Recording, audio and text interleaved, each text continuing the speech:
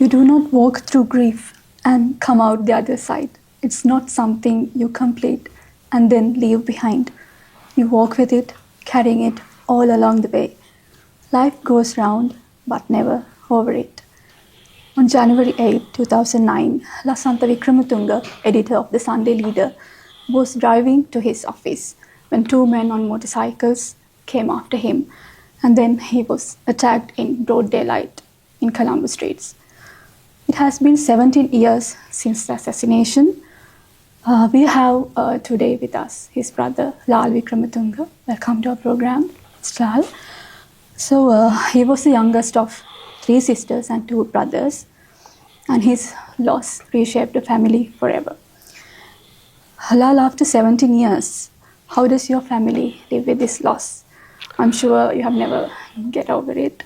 How does it feel now? No. Life, one thing is, once you're born, nobody is going to get out of this place alive. We accept that. But that's of natural causes. Something unnatural like that of a murder, one never gets over, particularly when it's a member of your family. And for no fault. And it has been hard on the family. I remember after a while, short while, my father stopped talking. And he passed away. My mother could never get over it. And Lasantha's children and family were hardest hit because he was the leading member of that family, and their comfort zone was gone. So they're still suffering. And as for us, we lost the youngest in the family. So it's something we live with every day. So you have previously said that four governments have failed to act on this murder and bringing justice to this. So as you think, what was missing all along? Was it just evidence or was it political will? Well, at the beginning, definitely it was unwillingness of that government during the time Lasantha was killed to do that for obvious reasons. Thereafter, it was there was no political will. The next government didn't want to lose votes because what was marketed was a thing called war heroes of the army. And we all not only suspect, we are aware that it was the army intelligence that carried out the murder. So there was no political will to follow that. Now we feel this government would like to do it, but whether there is support from the army and the Attorney General's department, I'm not certain, because the suspected people lead up to fairly high up in the political ladder. So since you mentioned the Attorney General Department, in last year there was a protest, like a massive protest against the department because they decided to release suspects that was connected to the incident. So how did that affect your trust in the system? Well, we didn't have much trust in the system anyway.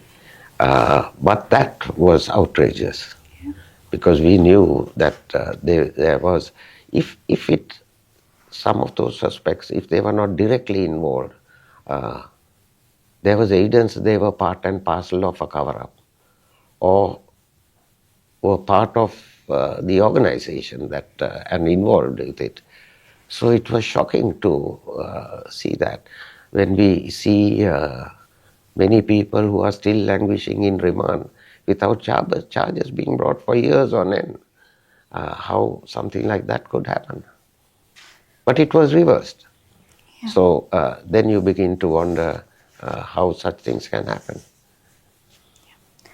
So when you go to the investigations that have been happened so far, there's this missing notebook, the unusual telephone number, and the motorcycle tossed into a lake.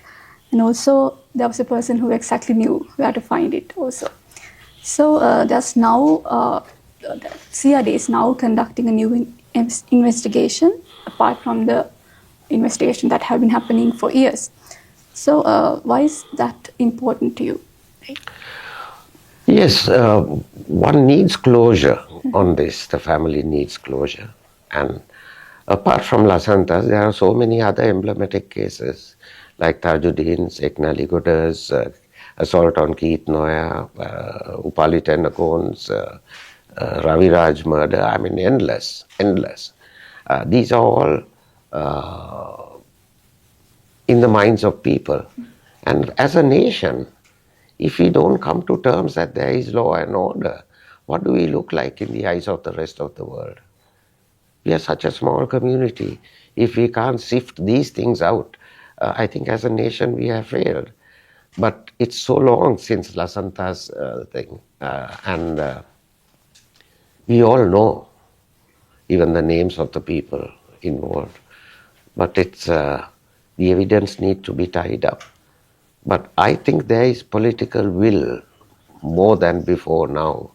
And that is why I mentioned it. They can't do it by themselves. You need the other arms of government, including the Attorney General's Department. They should get going with it. So many believe that Lasantha was killed because of his journalism. It is the truth, of course, as I believe also. So there was this clear motive behind Lasantha's killing, of course, and there was this preventing of him testifying against a powerful figure. How dangerous was it at that time to speak against the regime and to fight against it? Well, no regime likes criticism, particularly in countries like ours. But that doesn't mean you have to kill. But that's the basis form. I mean, humans don't.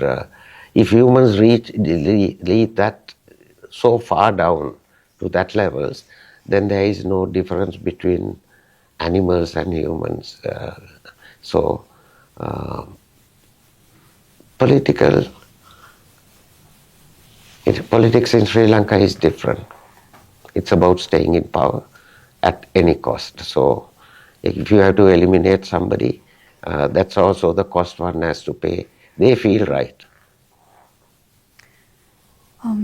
So there's this culture of impunity that runs along over the years in Sri Lanka. It can be seen with the murders of journalists and also human rights activists also. So in this particular case, 4 people have been already assassinated or murdered just as cover-ups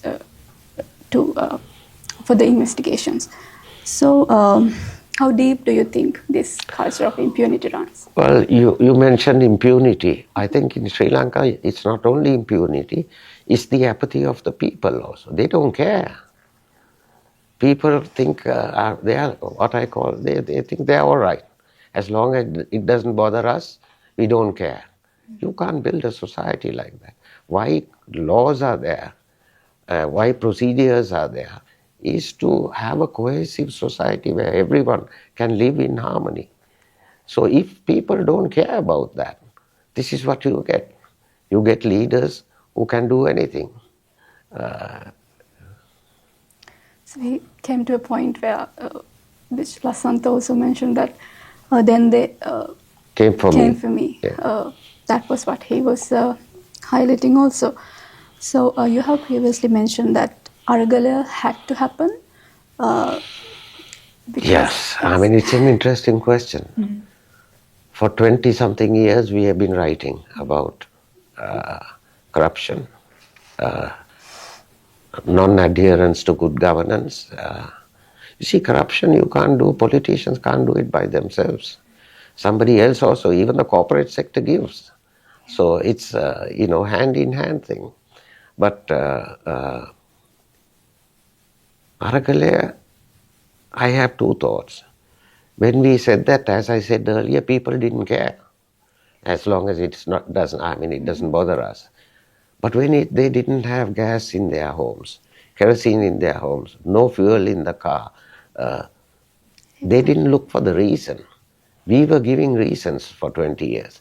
But when that happened, they got on the streets and chased the president. If they were listening to us, it wouldn't have happened.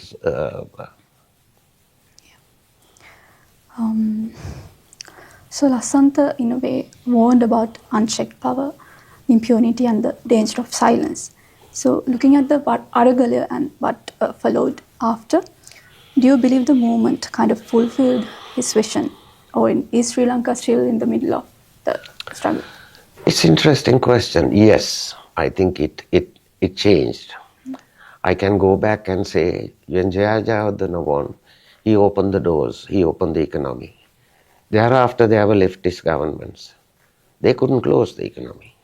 So, when this thing happened with the Aragalaya, now people expect governments to be honest. People want answers. And I think that may not change. I hope so, it stands.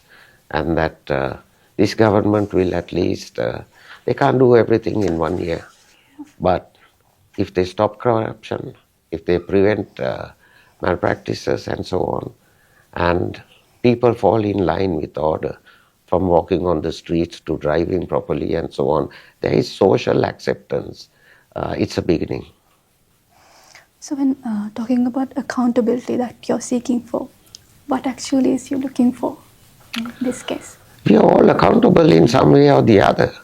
And as I said, been saying, no government comes into power. No politician comes into power. They are elected by the people to serve. As sooner they learn that, is better for the country. And I think we have taken the first steps. Let's see. Yes. So you have expressed hope in the current NPP government and the renewed CID roles. So what are your expectations now, and what would you say to the public watching this? Support good governance, but question the government when it needs to be questioned, because people are supreme. You elect your representative to serve you, but you must also follow the rules.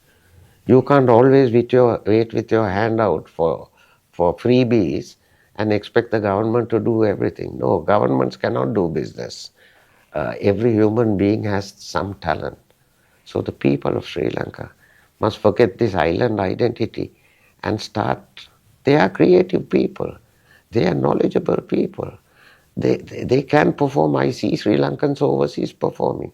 But the moment they come back here, they feel the government owes them a living. That must change. Thank you, Thank Mr. you. Lasantha Wickrematunge, for speaking with us so Thank openly. you. 17 years later, the grief is still there. But so is the determination to remember Lasantha, not just for who he is, for what he stood for. So this interview was brought to you by Lake House Digital. We are looking forward to meet you with another insightful discussion. Thank you.